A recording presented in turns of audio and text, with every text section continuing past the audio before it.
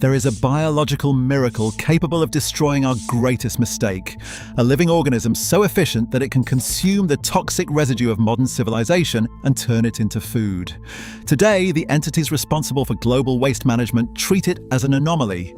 They spend billions building incinerators that choke the sky.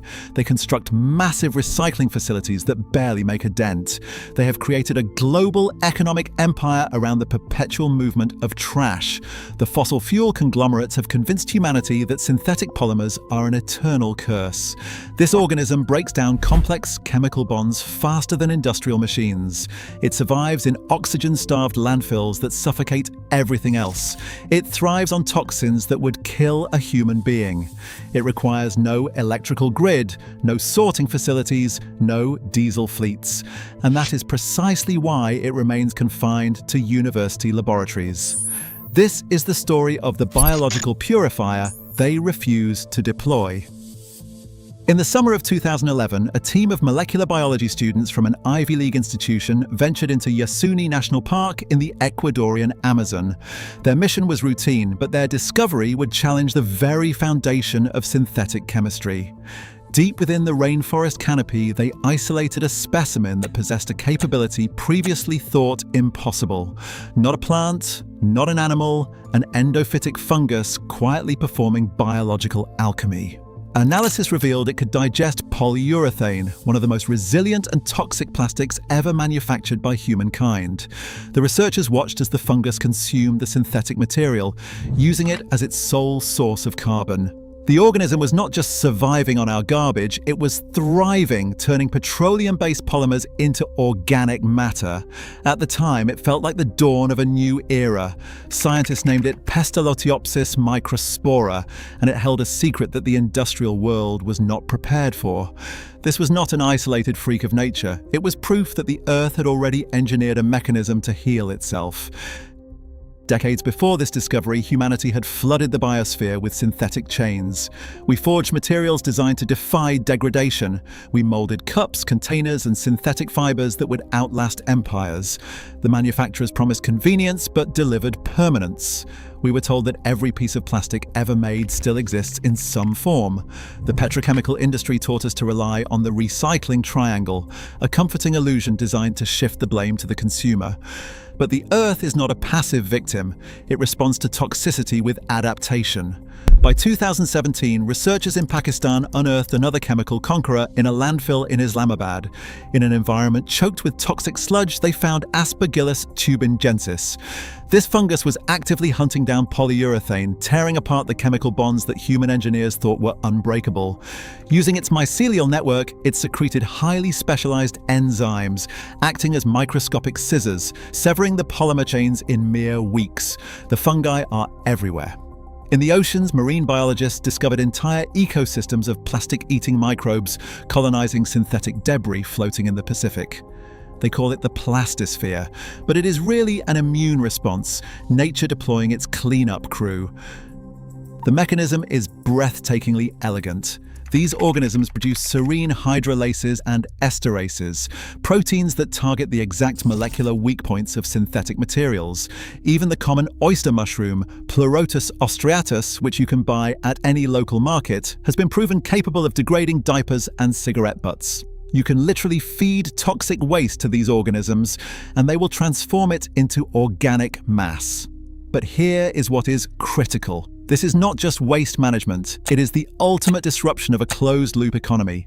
These fungi can perform this conversion in anaerobic conditions, without oxygen, deep inside the crushed dark depths of modern landfills where nothing else survives. That resilience meant we possess the technology to remediate the planet's most polluted zones immediately. Now let's talk about the economic reality of this discovery, because this is where the inaction becomes a tragedy. The global waste management market is valued at over $1 trillion. It relies on a very specific business model: hauling, sorting, burning, and burying. It is an infrastructure built on moving problems from one location to another. The fossil fuel industry, which produces the raw materials for virgin plastic, relies on the assumption that waste is inevitable and difficult to process. So, here is the question nobody in the petrochemical or waste industries wants to answer. If this organism is biologically superior to mechanical recycling, if it has been proven to break down synthetics in oxygen-starved environments, and if it requires no massive energy inputs and actually produces organic material, why is it not deployed in every landfill on Earth? Why do we continue to ship our garbage across oceans or incinerate it into our atmosphere? The answer is stark, and exposes the true nature of industrial environmentalism. Biological remediation cannot be monopolized. The moment industry realized fungi could render their expensive facilities obsolete, they minimized its potential. They branded it an interesting laboratory trick, and they mobilized their public relations arms to push for chemical recycling and expensive technological fixes instead. International environmental panels publish reports on the plastic crisis. Universities conduct endless studies on microplastics. Chemical conglomerates engineer complex, solvent-based recovery systems. Entire industries are dedicated to managing a problem that nature has already solved. Why? Because deploying mycelium across landfills disrupts the revenue stream of the waste brokers. You cannot patent a wild mushroom from the Amazon rainforest. It is public domain. You cannot justify billion-dollar municipal contracts for high-tech incinerators when a fungal network can quietly decompose the waste from the inside out. You cannot maintain the illusion of plastic recycling dependency when nature offers a decentralized, self-replicating solution. Entire economic model of synthetic materials requires an expensive, difficult disposal process. These fungi represent everything that model fears. They are self-sustaining, they are voracious, they multiply without central authority.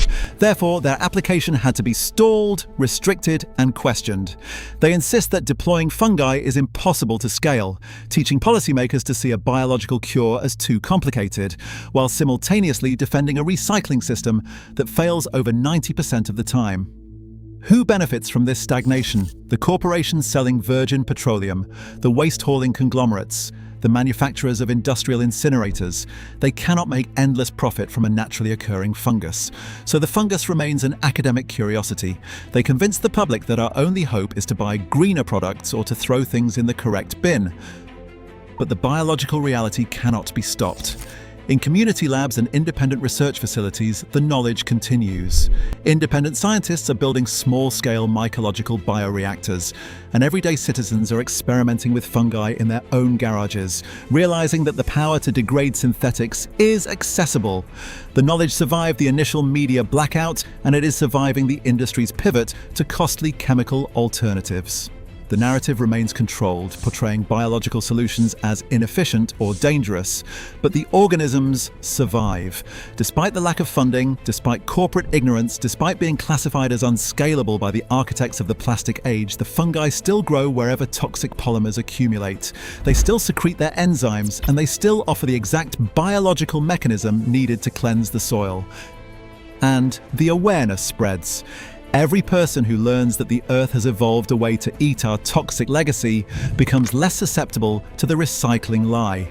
Every community that explores biological remediation represents a loss of control for the petrochemical giants.